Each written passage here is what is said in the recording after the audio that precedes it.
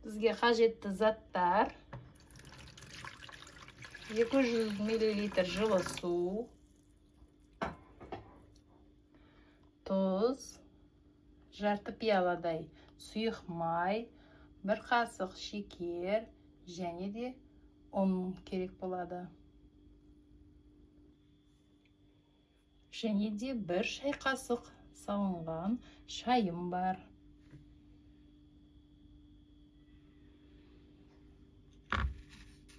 Енді 1 шай қасықта шекерді жылы суымызға саламын.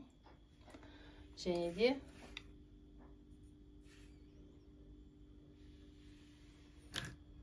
1 шай қасық тұзды салдым.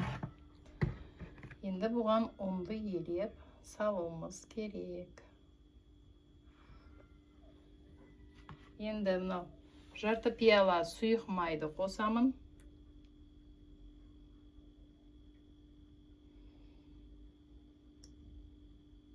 Қаттама нанның қамыры әдемі болсын деп. Енді мына еленген ұнымыздан табақтағы суымызға саламын. Аздап салып, жақсылап қамыр елеймін. Бисмиллахиррахманиррахим.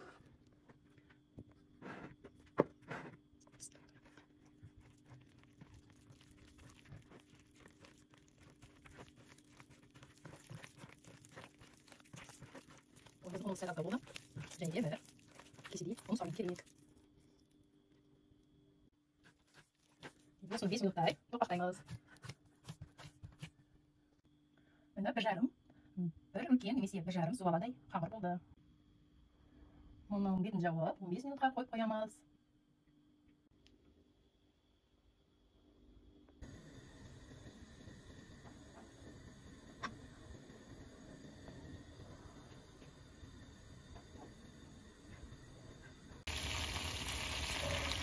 Қаймақтай сармайды ерітіп аламыз.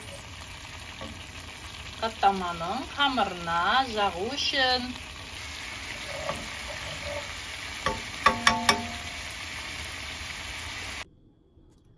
Ал енді бағана дайындаған қамырымызды ашып көрейік. Не болып жатыр екен? Міне біздің қамырымыз дайын. Енді осы аппақ жұмсақ қамырдан тәтті қаттама жасаймыз.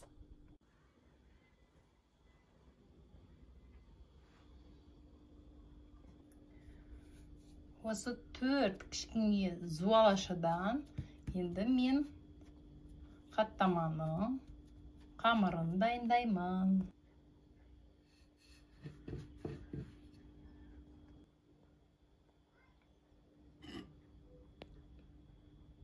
Енді еріген қамырдың үстіне еріген жағы сармайдан жағамыз.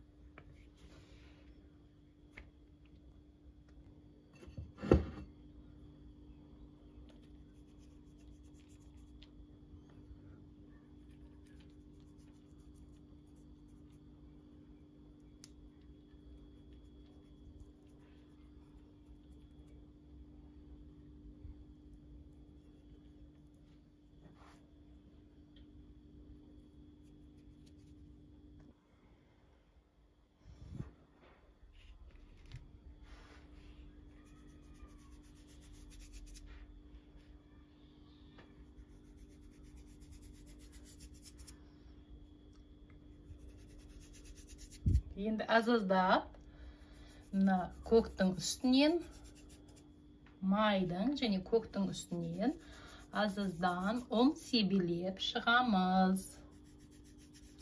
Сонда қаттама өте қатпарлы, әдемі болып пісуі керек. Енді осылайша қамырымызды орап шығуымыз керек.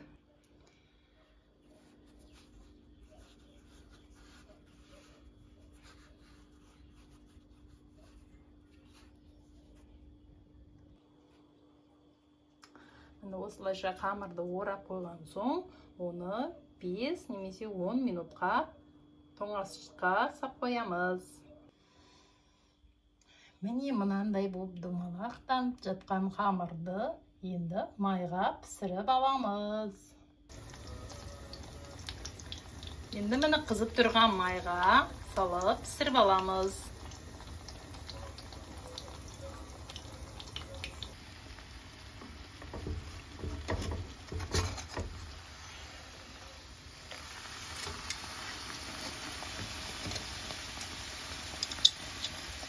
Осылайша екі жағында қызартып пісіріп аламыз.